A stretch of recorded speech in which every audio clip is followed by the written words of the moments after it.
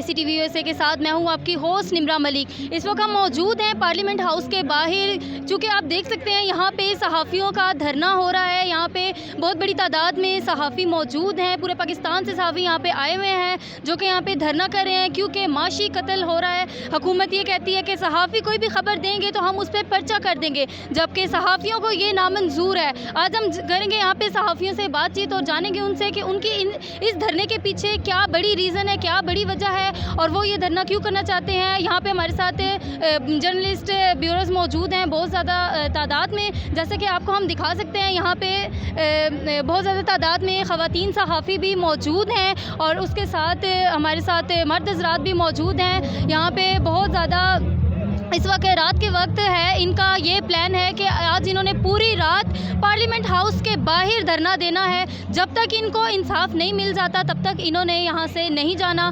तो देखते हैं हुकूमत इस पर क्या फ़ैसला करती है। आपने देखते रहना है देसी टीवी यूएसए।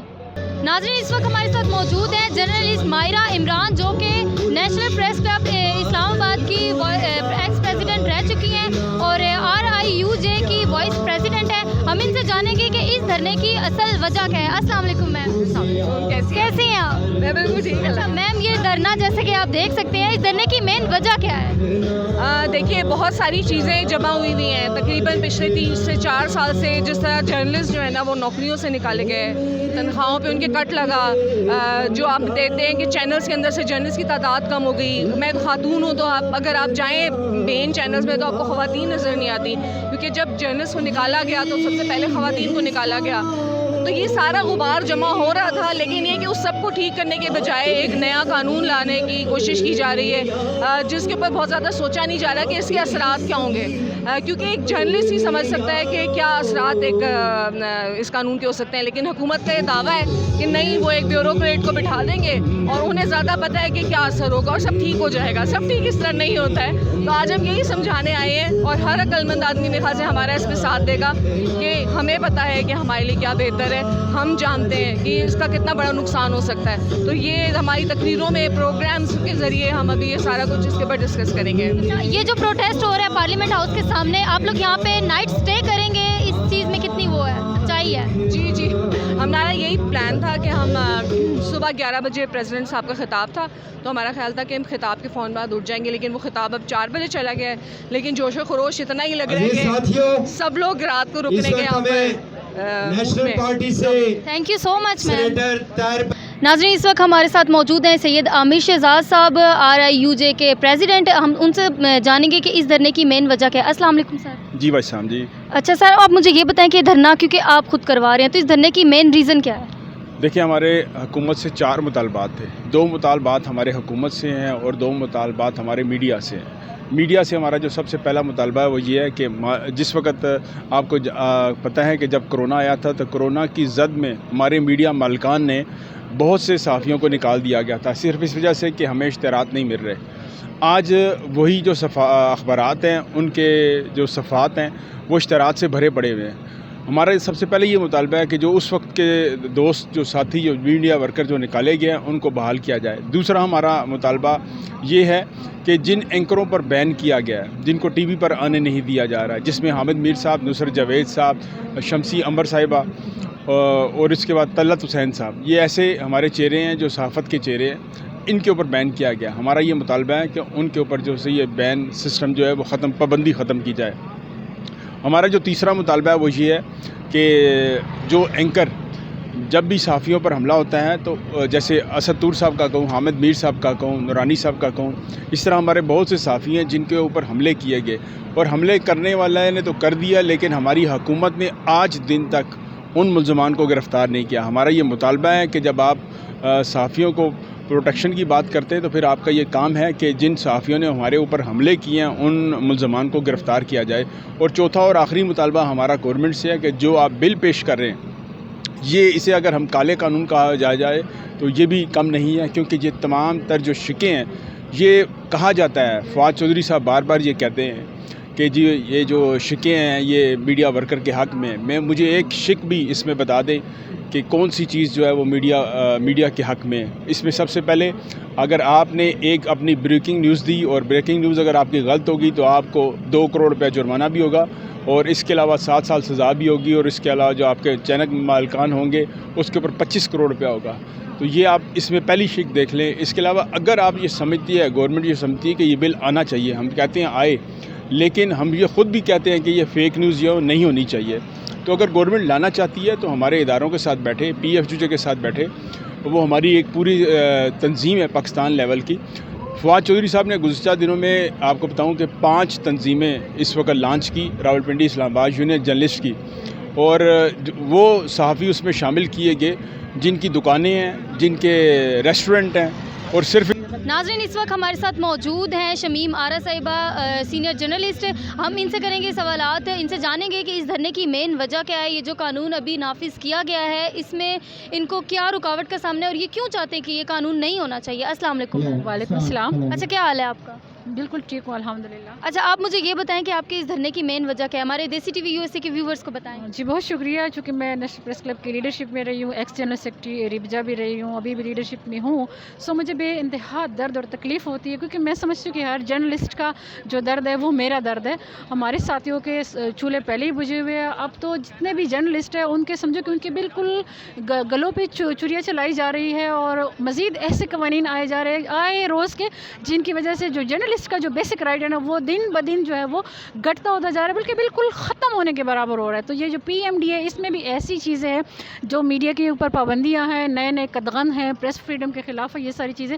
اس لیے ہم سارے جرنلسٹ یہاں پہ اکٹھے ہوئے, ہمارے سب سینئرس پورے پاکستان سے آئے ہوئے ہیں, ہم خود سارے آئے ہوئے ہیں. اس لیے ہم پروٹیسٹ کر رہے ہیں کہ جو صحافیوں کو بیسک پاکستان کے آئین میں جو بیسک ان کے حقوق ہے وہ سارے ملنے چاہیے, جو کہ ہر جرنلسٹ کا بنیادی حق ہے.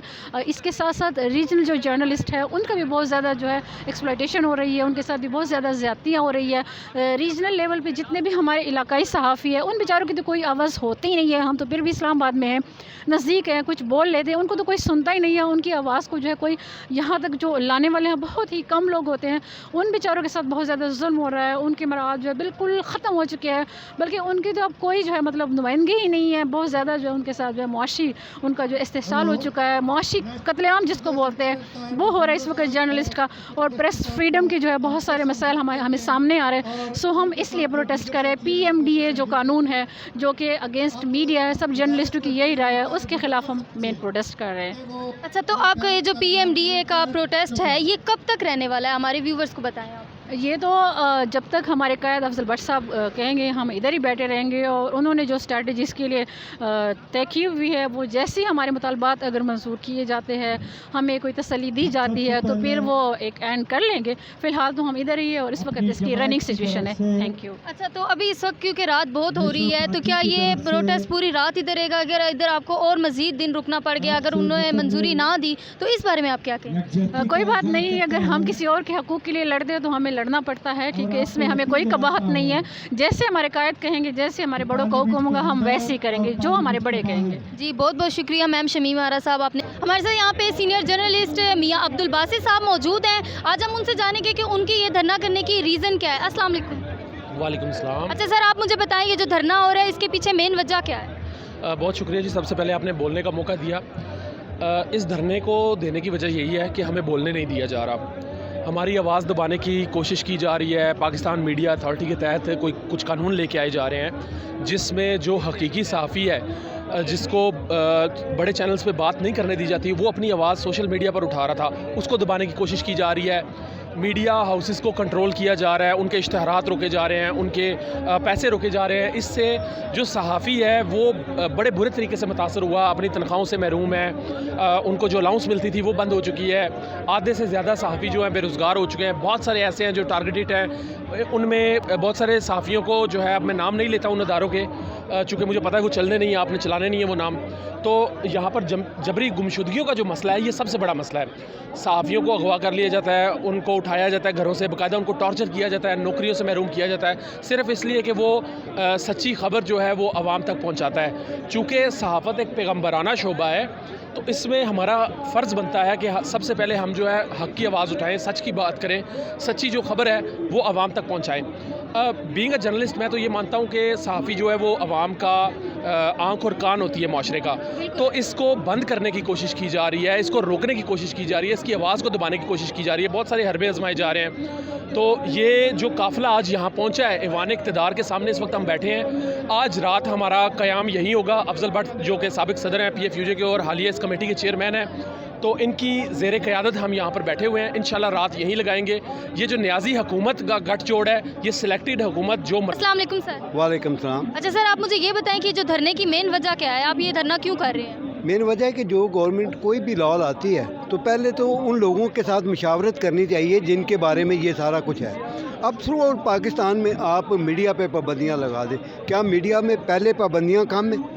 اب یہ ایک آرڈیننس کے ذریعے اگر ڈیبیٹ کر کے آتے ہیں تو کوئی مسئلہ نہیں ہے، ہماری پی ایف یو جے ہے، دوسری تنظیمیں ہیں، ان کے ساتھ بیٹھ کے وہ ڈیبیٹ کریں اور اس پہ ایک جو چیز مطلب اسٹیبلش ہوتی ہے تو اس کو لا کا حصہ بنائیں۔ لیکن یہ نہیں ہے کہ آپ راتوں رات آپ اسمبلی میں بیٹھ کے وہاں پہ بیٹھ کے آپ ایک قانون کی شکل میں اس کو لے آئیں اور ہم پہ لاگو کر دیں۔ ہم حکومت کو یہ باور کروانا چاہتے ہیں کہ اس طرح کا قانون جو ہے وہ ہم کسی طور پہ بھی ایکسیپٹ نہیں کریں گے پورے پاکستان سے۔ اور آج اس کا عملی مظاہرہ یہ ہے کہ تھرو آؤٹ پاکستان سے یہ سب لوگ آئے ہوئے ہیں اور یہ اپنی آزادی کے لیے ہر حد تک جائیں گے۔ اگر آپ ہماری زبان بندی کرتے ہو تو پہلے مشرف نے زبان بندی کی تھی، لیکن ہم نے اس سے بھی آزادی حاصل کی۔ ہم میں کوئی بھی ایسا بندہ نہیں ہے کہ جو ہمیں پابند کر سکے۔ اگر آپ یہ بل منظور بھی کرو گے تو ہم اس کو ایکسیپٹ نہیں کریں گے۔ اور جس طرح سے وزیر اعظم صاحب آپ کنٹینر پہ کھڑے ہو کے کہتے تھے سول نافرمانی، تو ہم بھی سول نافرمانی جو ہے وہ شروع کریں گے۔ دوسری بات یہ میں کہنا چاہوں گا کہ میرا میڈیا مالکان سے ایک ریکویسٹ ہے کہ ہم احتجاج کے لیے یہاں پہ آئے ہیں، سارے ملک سے احتجاج کے لیے آئے ہیں۔ اگر کل سوائے پی ٹی وی کے باقی تمام ٹی وی چینل جو ہیں وہ پریزیڈنٹ کی تقریر کا بائیکاٹ کریں اور اس کو لائیو نہ دیں تو میرا خیال ہے یہ سب سے بڑا احتجاج ہوگا۔ جی سر، بہت شکریہ سر۔ آواز سے میرے ساتھ سابقہ چیئرمین پپیندر افسر عالم صاحب ہیں، تو ان سے آج کے جو دھرنا ہے اس حوالے سے پوچھتے ہیں۔ سر آج کی دھرنے کے حوالے سے کیا کہنا چاہتے ہیں؟ جی میں پہلی دفعہ دیکھ رہا ہوں کہ پورے پاکستان سے لوگ یہاں اس طرح اسلام آباد کی شاہراہ دستور پہ اپنا حق لینے آئے ہیں۔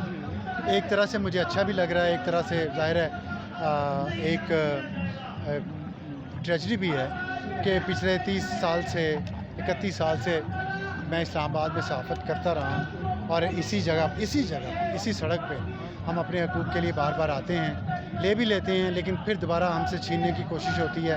کوئی ڈکٹیٹر آ جاتا ہے، کوئی وردی کی پہن کے آتا ہے، کوئی بغیر وردی کے آتا ہے اور ہم سے وہ حقوق چھیننے کی کوشش کی جاتی ہے۔